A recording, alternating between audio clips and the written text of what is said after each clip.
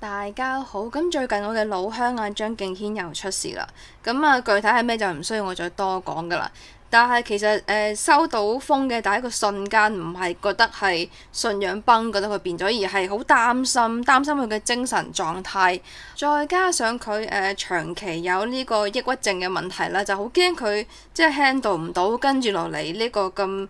緊張嘅一個風波咁樣。但係睇咗一輪之後，我發現好多人原來唔係咁樣嘅諗法噶，我呢個諗法係少數噶。原來好多人喺度落井下石啊，抵佢死啊，或者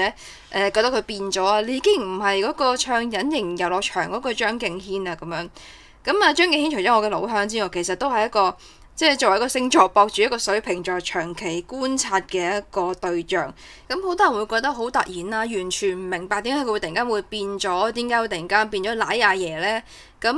今期就想嘗試下用我嘅專業知識去分析一下佢嘅心理活動嘅動機，然後就係再放大呢個 scale。其實呢一種造神同毀神嘅過程唔係張敬軒一個，係喺中國歷史上邊係不斷地出現，尤其係水瓶座或者摩羯座，即係土星強嘅人係經常會出現呢一個咁樣嘅劇本嘅。咁喺2年前做雙城記嘅時候，其實我已經分析過，就係廣州人去聽隱形遊樂場，佢應該同香港人聽係唔一樣嘅感覺。尤其係開頭嘅呢幾句歌詞，即使你降生的時勢沒選擇，人間再蒼白，留得下想法。我嘅理解係香港人始終嗰個腦個邏輯係清晰一啲，即係水星再強一啲，咁所以佢哋理解就係嗰個名嗰個 title 就係應該係對應嗰件事。但係廣州人佢係一個粵語文化圈嘅人，但係佢又要面對嗰個北方嘅紅色勢力嘅時候，其實我哋係好識得去揾一個空間生存落嚟。尤其你係佢係80後啦，我係90後啦，即係喺90年代嗰個空間呢，係即係官方當然都係咁嘅語調啦，但其實民間大家係幾自由，所以佢先有嗰個能力去創作啫嘛。咁佢屋企都係嗰啲咩戲劇世家，咁以前都係俾人打倒啲對象嚟嘅，咁所以佢可以生存落嚟係因為其實民間嗰個空間係相對自由一啲嘅。所以我哋從細都知道就係其實唔需要認真，即係你咪喺下邊拍下手做下氣氛組咪算咯，即係好似你犯錯嘅時候，老師要你寫份悔過書咁樣，咁你咪寫咯，你真係悔過咩？你證明到我係咪真係悔過咩？咁老師其實都知道你唔係真係悔過嘅，不過你交份嘢咁我又好交代咁樣。同埋其實絕大多數嘅廣州人唔係同其他北方人一樣係真係信阿爺噶嘛，好多時候係一種即係表個態咁，你咪應付過係咪算鬼數咯嘅呢種心態。同埋阿爺都唔侵你玩啦，知你講粵語都知你唔係自己人啦，非我族類咁樣。咁另外一個更好嘅例子就係另外一個水瓶座叫做溥儀。咁前段時間我研究嗰個末代皇帝嗰個星盤，咁就順便睇下佢嘅著作啦，《愛的前半生》。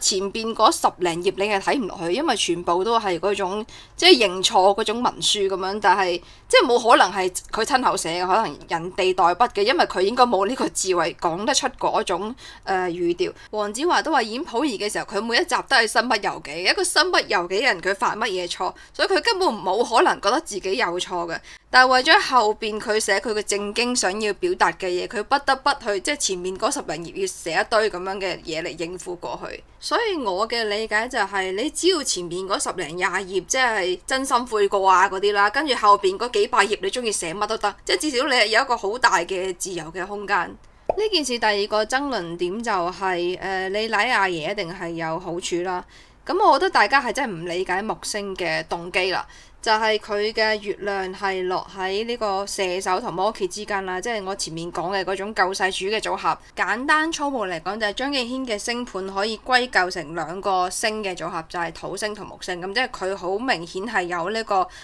木星嘅元素喺身上，再加上佢本身係一個基督徒，而且係內地開始信教嘅一個基督徒。咁你可以想像佢嘅虔誠嘅程度係幾咁誇張。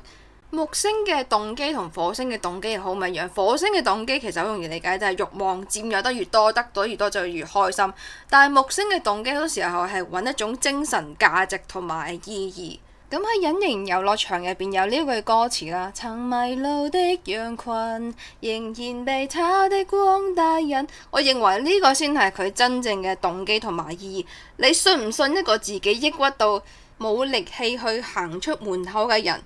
仲可以去鼓勵大家正能量正向去思考？同埋你見到一個忙成咁嘅人，仲可以親身去探嗰啲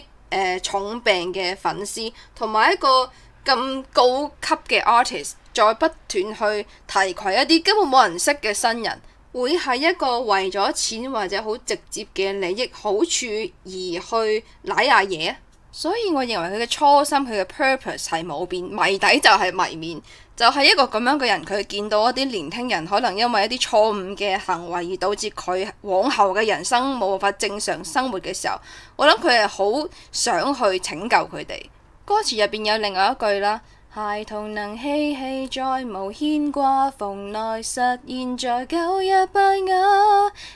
希望是遠征未來那隻木馬。咁我認為呢個其實係佢一種宗教式嘅 calling， 而為咗達到一個目的，佢不得不去作出一種犧牲。咁木星除咗同宗教有關之外，亦都同呢個遠方嘅旅程相關。咁當你連接到一個遠方嘅文化嘅時候，咁你自然就會成為一個橋梁嘅角色。咁我相信佢係真心相信兩地之間咁多嘅仇恨係因為真係未夠了解大家。就我所知，其實係好多香港人係唔了解廣州呢個地方，哪怕係好多名人根本就係從廣州搬咗去香港，但係其實佢哋係冇概念嘅對呢個地方，佢哋嘅認知仍然係停留喺嗰種官方嘅交流。咁如果你可以去佢屋企附近東山口行下，或者我屋企附近荔枝灣行下，咁可能嗰個仇恨嘅程度係真係可以減低。所以我相信，如果張國榮再生嘅話，佢亦都可能會做同樣嘅決定，因為佢都可能希望兩地之間有拍嗰啲咩《霸王別姬》啊、《夜半歌聲》咁樣，佢都希望兩地之間文化層面係可以多啲交流，大家可以往一個更加進步、更加浪漫嘅方向去發展。咁木星仲同呢個音樂啊、影視相關，咁呢啲嘢其實係無論你係邊個國家、邊個文化嘅人，其實都係特別容易去揾到一個共情位。咁我相信一個人無論你係咩文化背景，你只要聽歌聽得多、電影睇得多，你好自然就會對呢個世界有更加遠大嘅理解，亦都對同你唔一樣嘅人會冇咁大嘅敵意。咁喺呢個音樂嘅行業，我揾到最有木星特色嘅嗰個人就係林夕。咁啊，佢一句歌詞其實係好完美咁樣詮釋咗佢作為一個木星人嘅動機，就係將我漫天心血一一拋到銀河。其實佢嘅目的就係想將自己嘅思想、自己嘅作品，令最多嘅人見到睇到。張敬軒另外一個俾人詬病得好多嘅地方就係佢嘅身份啦，佢係廣州出世，但係佢去咗香港發展。咁呢幾個字唔係好難理解啫，但係唔知點解現實當中就係好難理解，就係每一次一啲中港嘅問題啊、矛盾都會拖佢落水。咁呢個設定亦都係我最擔心佢個精神狀態嘅原因，就係因為佢令我諗起好多年前金庸寫嘅一本小說叫做《天龍八部》入邊嘅喬峯。咁喬峯佢本來係一個契丹嘅貴族啦，跟住就各種嘅原因啦，就去咗宋朝嗰邊生長啦。咁佢一直都以為自己係宋朝嘅人嚟嘅喎，但係唔知點解呢，就有人爆佢身份，其實你係契丹人嚟㗎。跟住所有稱兄道弟嘅人呢，就突然間反水，佢即刻就變咗過街老鼠。所以我覺得小說入邊個喬峯有幾委屈，現實中嘅張敬軒就有幾委屈。就係佢嘅動機其實都係非常之簡單，希望大家都好，大家都進步。但係現實當中就係兩個矛盾，你企喺邊邊都係錯嘅。即係就算你有通天本領，兩邊都好中意你，即係漢人嗰邊同埋契丹嗰邊都好中意你，但係你嗰個身份認同嘅問題，你只能夠二選一。就算你選咗，可能後邊都會繼續會有另外嘅後續嘅事件，而你唯一嘅出路就係做個 NPC，即係退出江湖，隱姓埋名。咁你一身武功就係完全冇意義，咁同死咗係冇分別。咁所以去到最後，喬峯嘅結局就係喺個雁門關入邊跳落嚟自殺，跟住結束咗件事。咁咁最近睇嗰啲新聞嘅評論區呢，我係唔理解點解有咁多人想張敬軒死。咁你睇翻《天龍八部》個故事啦，咁啊入邊其實個幕後黑手就係嗰個馬夫人，因為佢想溝阿喬峰，但係喬峰唔騷佢，咁佢就勾結另外一個人叫做白世鏡，跟住另外嗰啲丐幫兄弟因為自己想上位又妒忌呢個喬峰嘅才華，咁所以呢就想整死佢。但係其實我覺得真正逼死喬峰嘅係一個嗰個時代嘅一個觀念，就係一種即係身份上邊非黑即白嘅一種觀念，就係你只能夠係契丹人同埋漢人之間二選一。即係你係唔可以好似谷愛凌咁樣，你喺美國就係美國人，你喺中國就係中國人嘅。咁你一定係要非黑即白嘅。咁所以我覺得其實幕後即係真正逼死喬峰嗰個黑手係一種巨嬰嘅思維，就係嬰兒佢係冇辦法 handle 一啲太過複雜嘅信息。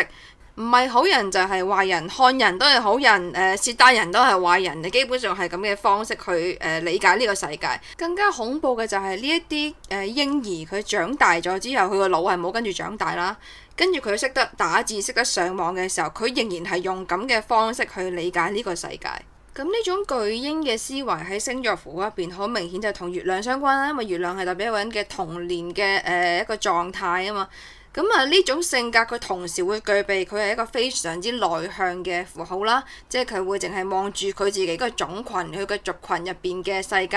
咁啊超越呢個世界嘅嘢咧都係敵人嚟㗎，都係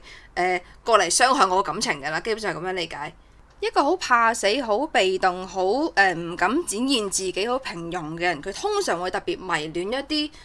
強者啦、YYDS 啦，能力特別強嘅人，就好似呢個土星同埋月亮嘅對分相咁樣。喺一個族群嘅內部，只要有一個人稍為優秀少少，佢做咩嘢都唔需要理嘅。總之佢就會將佢捧成一個神咁樣嘅狀態，就好似喬峰一開始佢就已經係丐幫幫主咁樣，但係去到佢再勁到一個境界，佢勁到超越咗呢啲人嘅認知嘅時候，佢突然間變咗一個陌生人，一個佢個腦入邊 handle 唔到嘅複雜嘅一個個體嘅時候，咁佢就突然間變咗一個敵人，變成一個非我族類、其心必誅嘅人物。由出道嗰日開始，張敬軒已經話我係廣州出世，但係我喺香港發展。點解呢幾個字咁難理解？就因為佢就係攞咗喬峰嗰個劇本，佢就係咁啱擊中咗啲月亮型嘅巨嬰，佢冇辦法理解嘅嗰個信息嗰個層次。其實嚴格嚟講，好多人身份都可以好敏感喎。除咗谷愛凌之外，咁王嘉爾都好敏感啦，係咪先？跟住劉亦菲啦，佢又係美國人，但係佢又係即係內地嘅明星咁樣樣。再加上劉謝霆鋒啊、容祖兒啊，呢啲都點解大家好似好習以為常？點解就揀你張敬軒嚟整蠱呢？從玄學嘅角度嚟睇，就係佢咁啱係一個木星加土星組合嘅人。本身就係有一個基督徒，佢有自己嘅信仰，有信仰呢件事喺內地就已經係瀨嘢啦，係咪先？跟住再加上呢個太陽水瓶座、金星摩羯座咁樣呢啲土星嘅元素，咁你就會好天然地同一般嘅人有一種隔閡，佢哋冇辦法理解你，冇辦法共情你，哪怕你講得非常之淺白同埋簡單，佢都某程度覺得你係一個外人，一個唔係好理解到嘅人。所以啲人叫佢皇上，可能係冇錯嘅，真係天生係一個幾孤家寡人嘅命。咁今次佢要渡過呢一個難關，唔單止係佢自己嘅信仰要堅定啦，或者心理狀態要夠強大之外，佢嘅主都要好咁樣保護佢，可以即係先過到呢一關。最後對於嗰啲巨嬰呢，好想引用呢一句歌詞就係：遊歷過成人世界，誰沒有無形傷疤？即係文明要進步，我哋要往更加遠嘅地方看，去走出呢個困境，就係要接受呢個世界就係永遠有啲嘢係會突破你嘅認知，而佢未必係一件壞事。